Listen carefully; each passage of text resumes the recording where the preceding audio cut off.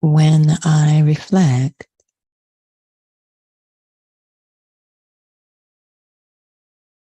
on the process of change, transformation,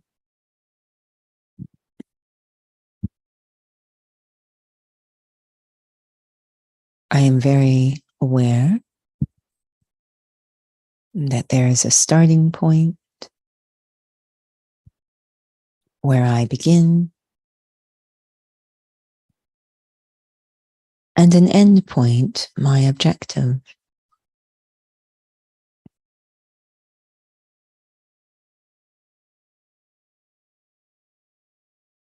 The example of a caterpillar and a butterfly come to mind. The caterpillar is the starting point,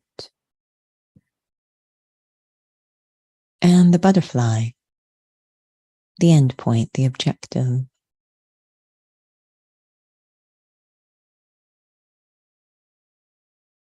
I am very aware that there must be something happening in between.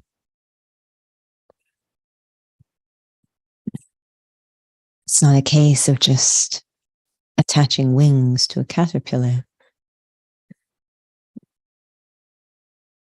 There must be some path, some journey, some bridge in between. Something that can connect with both where I am now and where I want to be.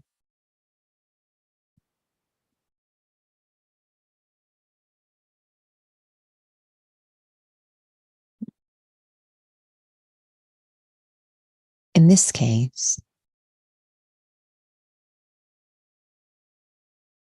I am exploring the journey from a very physical way of life to a spiritual way of life.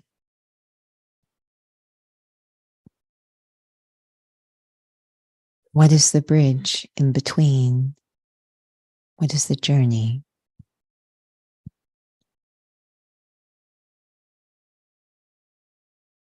From where I am to take me across to something so unique and different.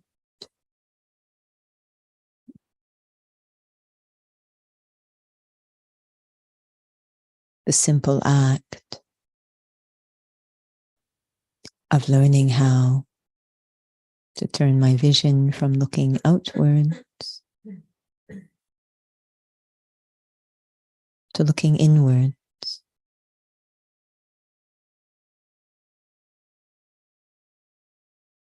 What is common to both is vision. But what creates the transition is understanding.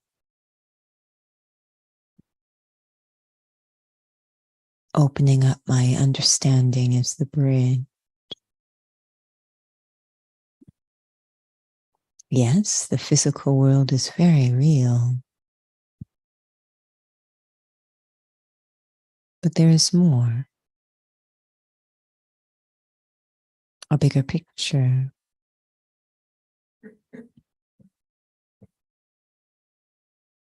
I just need the understanding. Connecting me from where I am to where I need to go.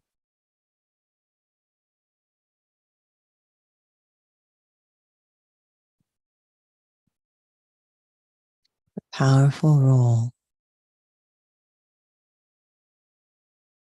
of understanding, receiving the map.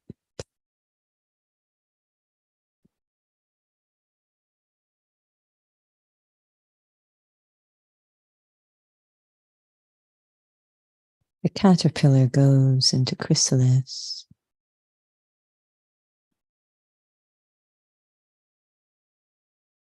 I am going into a cocoon of new experiences that can embrace both where I am and where I need to go.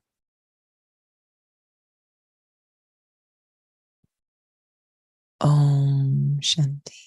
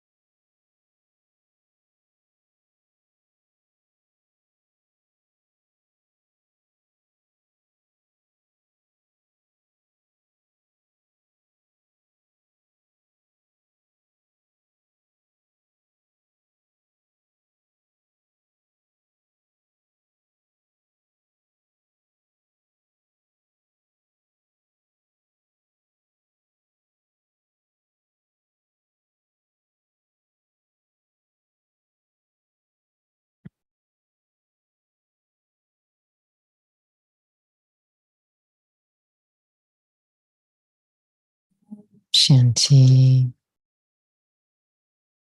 Good evening. Welcome to Interview with the Raj Yogi.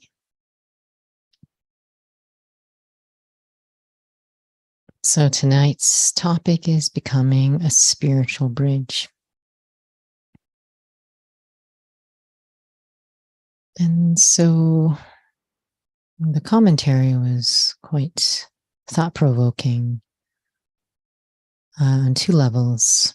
So I was just reflecting on what is a bridge, and what I've enjoyed about the inner fitness sessions we had was that we always looked at whatever topic it was, looking at what that physical symbolism of what it means to take us sort of a bridge into the spiritual significance. So if everyone is okay with that, perhaps we'll start with that. And so I know there's the bridge exercise, and just even I remember you were showing me that there's a certain way you need to do a bridge exercise, any kind of exercise. But I was just suddenly thinking about, having to have a very stable posture. When you look at a physical bridge, just the structure of it is interesting. So just even when you were talking about understanding, just sharing your thoughts in terms of what the function of a bridge is, and maybe we'll move into that spiritual aspect.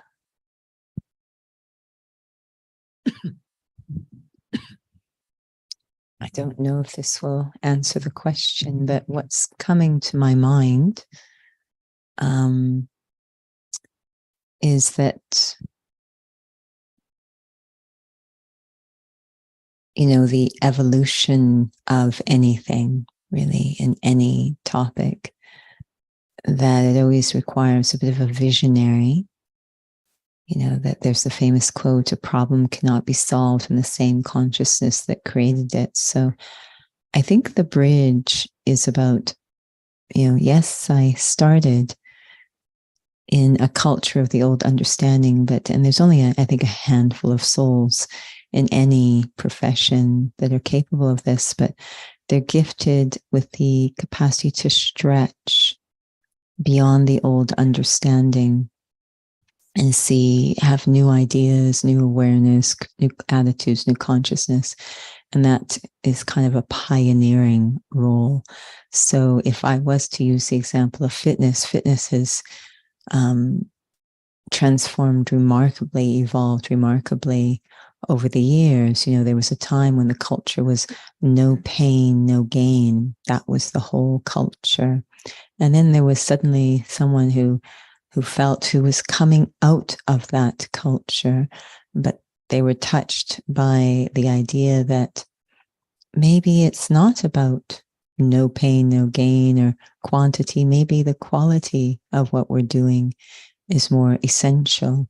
So it actually wouldn't have any pain, but there would be gain. So they're a bit of a visionary. Yes, they came out of the old culture, but their part was to somehow be gifted with a different understanding that would help things to evolve in a new direction. So I think there's certain souls that play that role. They come out of the old, but they're gifted with the capacity, the openness to be touched by a different understanding. And the moment you were sharing, it was making me think about the spiritual exercise you said you had done in a group about, I don't even remember if you were asked to pick an animal or something like that, or you were given an animal, but you got all these animals in one place, and I'm not explaining it so clearly. They're looking for a water hole. Sounds like a zoo. A group of animals where there is a drought and they're looking for a water hole, and every animal, the type of animal, has a different way of approaching the situation. I don't know if I redeemed myself, but anyways. And then you had spoken about the giraffe, and suddenly when you were sharing, I was thinking about just a different way of operating in terms of that draft, being able to see things differently. So that visionary. And so I was reflecting on a couple of pieces when you were sharing in the commentary about that understanding is required. But you've spoken about in the past as well that timing is a big issue too. Maybe not issue, something that we need to be mindful of. What if someone, it's not their timing? I don't know if this is relevant in terms of the conversation in your experience, but if you could share about that, the individual who had approached you when you were in membership services at the YMCA who was really upset and had wanted to quit, leave, just stop her membership because you were a bridge in that situation, but it seemed like a quite unique situation. I don't know if you can shed some light after you share about the story about, I don't know, I thought it had a feeling that you were a bridge for that soul. Well, I guess that's the thing about a bridge is, there are some bridges out there, real bridges that are only open at certain hours, only available at certain hours. That's not the best bridge. The best bridge is one that's constantly there because it respects that souls have different timings and it's very patient. Many to sort of let go of the old way and move into something unfamiliar can be quite frightening and threatening even. So the bridge, I think, has to be very attractive on the side that's attached to the old, but also very patient, so constantly open. But in this scenario, the soul had approached. They were very upset. They came to the desk. I was the one who was to receive them, and they said, I want to cancel my membership. And it actually is policy. I wasn't lying, that for a cancellation, a manager has to be involved. So I explained, no problem. I just need to notify a manager to process the cancellation. And so I went into the back area. And as it turned out, the branch manager was actually wandering around at that moment. And she said, is there anything going on? Any issue? I said, no, it's okay. It's just someone who wants to cancel their membership. And she said, oh, do you need me? I said, no. I'm just waiting. Really, I just felt that, I don't actually know why. I just felt something else was going on. And she says, okay, no problem. But if you need help, let me know. I said, yeah, no problem. So I went back out after a little bit of time. And the time it was not just passing time. It was holding a feeling and awareness that there was to somehow support the soul, that there was something else going on. So went back out and asked, do you still want to cancel your membership? And they said, yes. I said, no problem. The manager was a little busy. I'll go back and check if they're free. So that time I was lying. And so I went back. The branch manager's still there. I'm poking around the back area. She says, is everything? I said, no, it's fine. I just think there's just time needed. So we can really help that member. So this time, the next time I went out, she was actually starting to cry. And at which point, of course, we invited her into a private area and said, is everything okay? And it was just an opening, really, where she shared that she'd had a very difficult time, lots going on in the family. And that was really, she didn't want to cancel her membership. But something had happened on the pool deck that was like the last straw for her. And so then we were able to see how we could support her in a different way. So it's creating a space and giving time, but the bridge has to always be there. Sounds like there is other things going on within yourself during that experience. I know you had shared that you just had this pull. how do you feel, or maybe if you can remember, if some silence that was already something you developed inside, do you feel that played a role at all? I think part of what happens, I'm not saying this was the case for me at all, I'm thinking of someone else actually, but when you are, again, a bridge is a visionary. When I say a visionary, I don't mean that, a cult or something, but they're able to see or be sensitive to other things. They see things in a slightly different way. That's huge in being a visionary. Taking the same information, but they're seeing something different or deeper, different way of seeing it. And that can be cultivated through silence. But this, so someone who's playing the role of the bridge, I don't know if the word's empathy, but connection to the old. They can understand what's going on there, but their visionary capacity also connects them to the new. So they have this ability to stay very connected to both sides, and they can understand both sides. And that definitely can deepen with silence, where I can really see. And when I say understand both sides, it's at a deep level. Because, it was quite funny. I was in Montreal and I think it's the Samuel Champlain Bridge. They recently, I don't know if any people are familiar with Montreal, but it's an island. And this is a big bridge. And a few years ago, they started to build a new replacement bridge for the Champlain Bridge. So we're traveling on the original one, and we can see a few hundred, maybe a few hundred meters away, they're building the new one. And it's massive and different and obviously accommodating. So it was kind of wild. And so now when I go back, we're on the new bridge, and I look over to where the old one is, and I'm like, well, what did they do with the old bridge? They said, oh, they completely dismantled it. And I'm like, I can't, because it has footholds right into the water, like deep into the water. I said, well, what about the supports?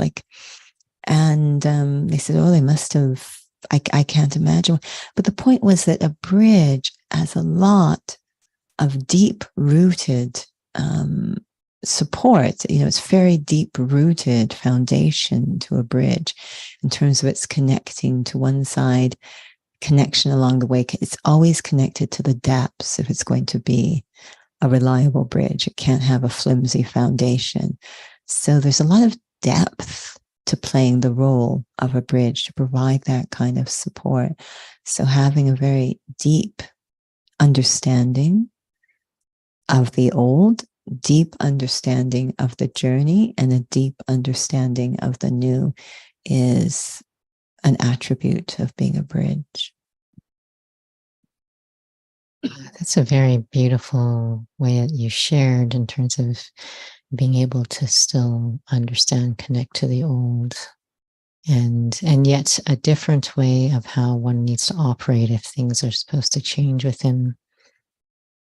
It's just really interesting. I was already thinking about, just inspired by this morning's class about being a spiritual bridge. But I was doing an online all-day training, as you are aware, Judy Ben, that it was all about grief and support. And there was something that really reminded me of a spiritual dimension in the study of Raja Yoga, in terms of, souls may have heard that, at least in the study of Raja Yoga, meditation is just one tool, but to be able to not check out when we're actually having, just practicing having a spiritual experience about ourselves. But why I was thinking about that in terms of being a bridge, you need to be very grounded. You have to be very sensible. And it seems like even for yourself to be a spiritual bridge, you need to be quite connected and not be checking out. And the reason I was reflecting on this, because one of the things that was covered in that training was about individuals, clients, patients you're working with, that when they're really upset or when someone is distraught, they can sort of start to disconnect from reality. So I found that there was a connection in terms of sometimes souls struggle, even in the study, to actually stay not checking out, I suppose. And what has your experience been like in terms of that fine line of trying to be able to stay real in this journey? And perhaps maybe these old habits of trying to isolate myself, and challenges come up, storms happen, and so forth, and just being a bridge yourself, just being healthy yourself, seems to be something we need to learn what that is. I think what needs perhaps to be appreciated is we're talking about a bridge from the old to something new. And so there's going to be a lot of opposition from the old, which is why those who play the role are quite unique and few and far between. So the old is always going to be trying to, if you will, shut down the bridge, or the idea of bridging. So the old can show up in a variety of different ways, including, if you will, a bit of a numbing or checking out, that if I'm not really connecting to the old, that disconnecting actually is not connecting to the new, if you will. So it looks like I'm disconnecting, but I'm disconnecting from any kind of meaningful relationship with the new, because the old is resisting so much. It's quite threatening to the old. This idea of a new understanding is awakening, and I'm going to connect to something new. The old fights back, and definitely a numbing, a meaningfulness, a disconnecting is one of the mechanisms the old will, I think, try to use to shut down the idea of creating a bridge or walking across the bridge or even reflecting on the bridge.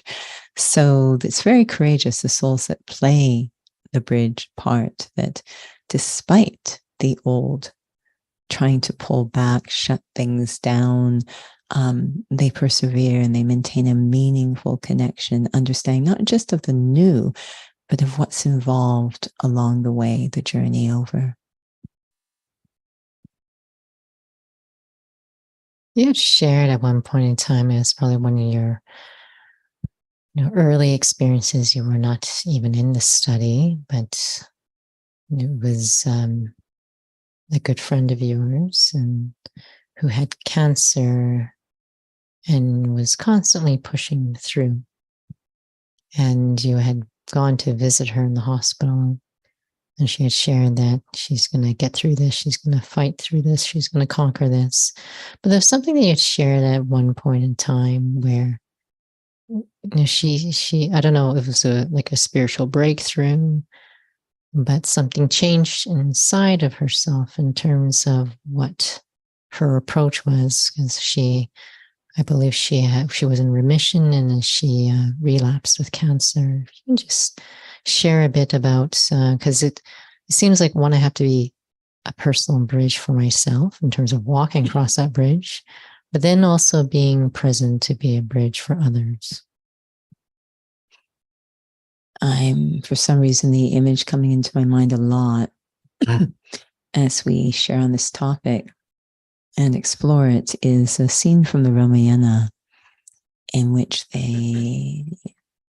many of you probably know the story, the long-winded story of the Ramayana, and it doesn't matter if you don't, but at one point in the plot line, our heroes, a set of monkey armies led by Ram, need to get across to liberate the soul who's in the cottage of Surasita. So they're going to build a bridge, and using these stones, this bridge that they build, and on the underside of every stone is remembrance of God, basically Man Man above. And this is a recurring theme in the Ramayana, the importance of Man Man above.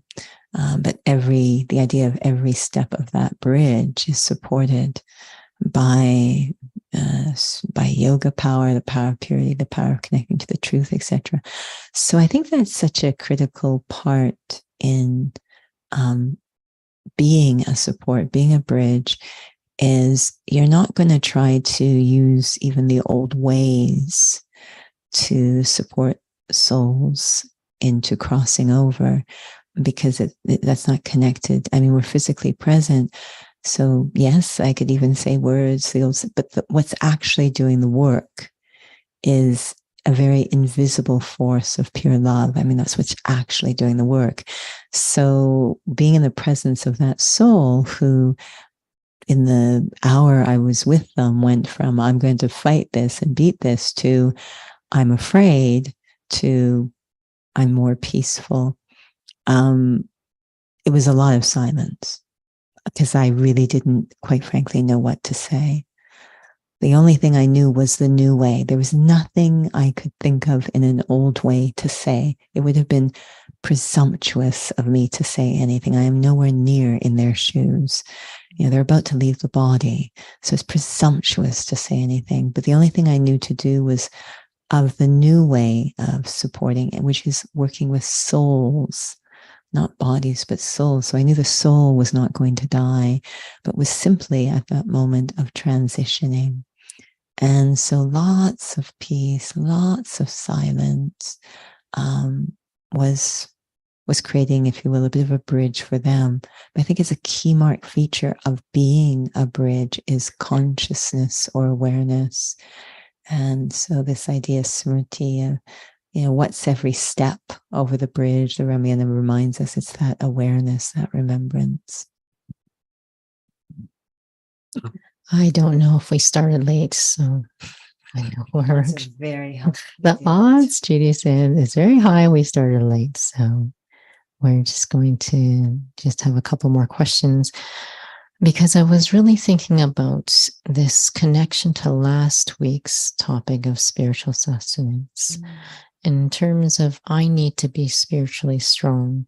And when you were talking about a spiritual bridge and just how deep, how strong the pillars of a bridge need to be, especially when it's, over water.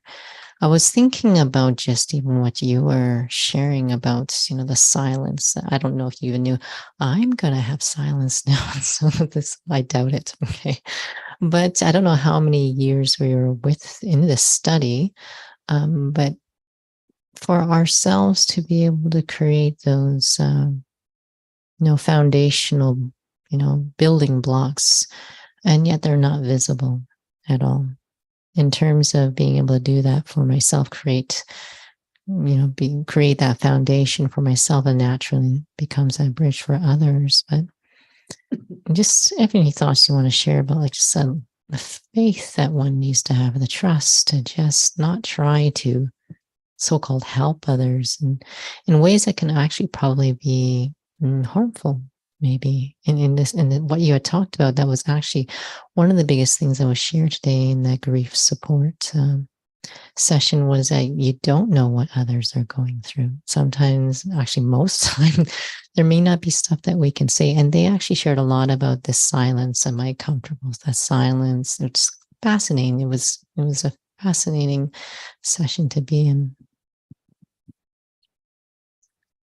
I feel the first thing we sort of are told in this study is do it on yourself first and then share it with others. So I'm going to experiment. That's where my faith is going to come from, is experimenting on myself first. From the very first, we say, even student, he sort of experimented on himself, and that alone, I think, reassured others to follow. They say, okay, they're okay. So that, I think, is what creates a lot of faith. But the whole point of playing the role of a bridge is I'm developing a facility with this new way of functioning on the other side. And so in this scenario, the new way of functioning is spiritual. And spiritual is a very deep way of functioning. And oddly enough, it acknowledges how things have always been functioning, except for ourselves. But vibration, thoughts, attitudes have always been playing a critical role. We're simply acknowledging it and operating in that way, but it's always been playing. I love the story that was just shared before we came down here, that, there's these big meetings at the headquarters, and one of the daddies who loves silence was for 3 hours, comfortable to remain in silence while the meetings go on. At the end, the report, the meetings went very well. Everyone did very good. But quite frankly, they probably went well because that one was holding things together with their silence. So that's, we think of meetings and it's like speaking and presenting and getting things down and outcomes. We never think that the silence, and when I say silence, we're talking about a very unique silence, one that's filled with purity, good wishes, respect. It's a vibration, a frequency. It's always been playing a role. We've just never acknowledged it. That's the old way, to ignore what's actually happening. The new way is we're going to acknowledge and embrace how things actually work. We are spiritual beings. So experimenting myself first, becoming very competent on the shore that we're moving to. I was thinking a lot about this idea of a bodhisattva, in the Buddhist faith, those who achieve, the stage that's worthy of nirvana. This is the understanding. Again, it's not what we're proposing. But their nature is such that rather than staying in nirvana, they come back in order to help other souls across. And so they've achieved it, experience. They know exactly where this is going. They've achieved it themselves. They have complete faith in it. They have complete faith that this is something every soul not just can, but actually wants to achieve. So they are able, they're in a form that others can relate to. But internally, they've experienced where souls actually want to go. So that's a very powerful stage to have, where you're very accessible to others, but also you've gained access to something that still is very foreign to most. So that's the bridge. And so how to, for the self, experience it for the self. That's critical. A bridge is connected to both sides. So I need to be very familiar with that, where I'm trying to go, have absolute faith in it, that that's where things are going to go. And then I'm able to come back, still connected to the other side, using the method of the other side, but coming into the old and using that method, which requires a lot of integrity of spirit. Om Shanti. Thank you. And thank you for those online for joining with us. Powerful topic. I don't know. We may have part 2, but don't want to say that all the time. So, but we'll just have a reflection right now.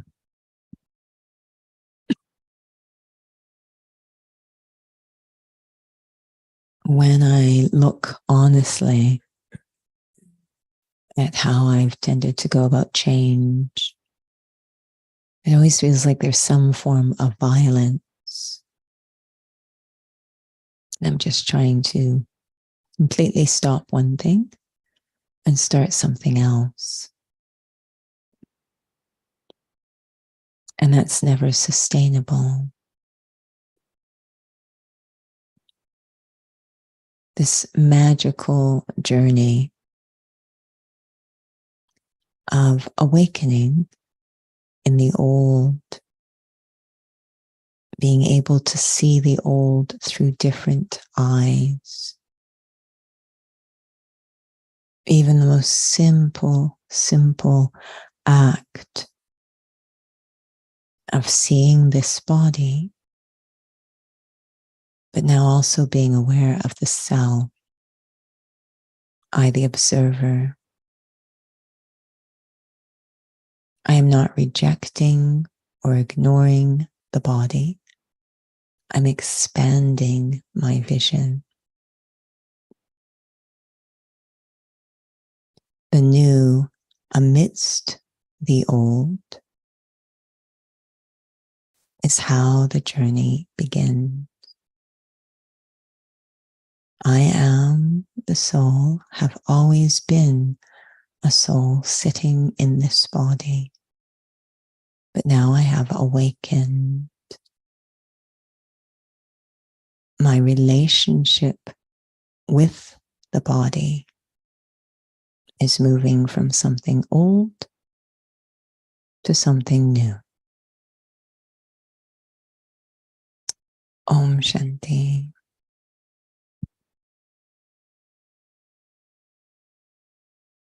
Om Shanti.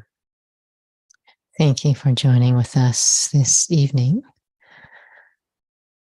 We can save the date now? Yes. So we do want to share with souls. We just need to update the website. But to save the date for the much anticipated, much loved Raksha Bandhan program, and so save the date for Friday evening, August 25th, and it will be taking place at Scarborough Community Hall.